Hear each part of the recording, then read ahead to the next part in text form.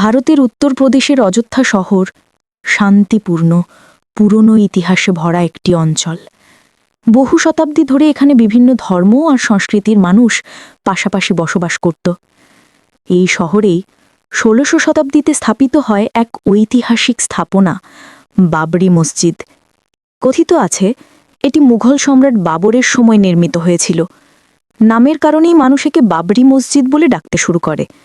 শত শত বছর ধরে এখানকার মুসলিমরা নামাজ আদায় করত, ঈদ করত, জুমা করত। এই মসজিদ ছিল তাদের হৃদয়ের স্থান।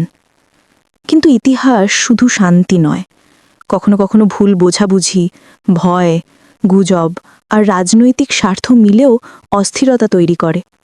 ১৭00-১৮০০ সালের দিকে মসজিদের আশেপাশে কিছু বিবাদ শুরু হয়, মূলত জমি নিয়ে। মুসলিম নয়, বরং বিভিন্ন ধর্মের মানুষের মধ্যে ভুল বোঝাবুঝি বাড়তে থাকে। সময়ের সঙ্গে সঙ্গে এই বিবাদ জটিল হয়ে ওঠে। ১৯৪৯ সালে মসজিদের ভেতরে একটি মূর্তি রাখার ঘটনা ঘটে। এরপর স্থানটি তালাবদ্ধ করে আদালতের হাতে বিষয়টি ছেড়ে দেওয়া হয়। অনেক মুসলিম এ ঘটনায় গভীরভাবে কষ্ট পেল, কারণ এটি তাদের ইবাদতের স্থান ছিল। কিন্তু ইতিহাস এখানেই থেমে থাকেনি। ১৯৯২ সালে একটি বড় ভিড় মসজিদটির স্থাপনা ভেঙে ফেলে। এই দৃশ্য শুধু ভারতের মুসলিমদের নয়, সারা বিশ্বের অসংখ্য মানুষের হৃদয় ভেঙে দিয়েছিল। অনেকেই বলেছিল, ইবাদতের ঘর ভাঙলে কারও উপকার হয় না। কিন্তু এই দুঃখের মধ্যেও ইসলামের শিক্ষা ছিল স্থির।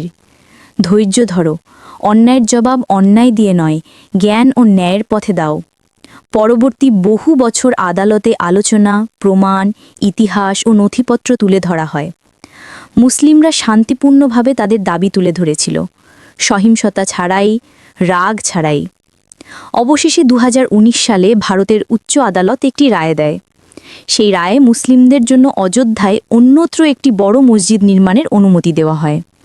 এদিকেও অনেক মুসলিম বললেন, আমরা মসজিদ সৃষ্টি করতে পারি, কিন্তু শান্তি সৃষ্টি করা আরও বড় কাজ।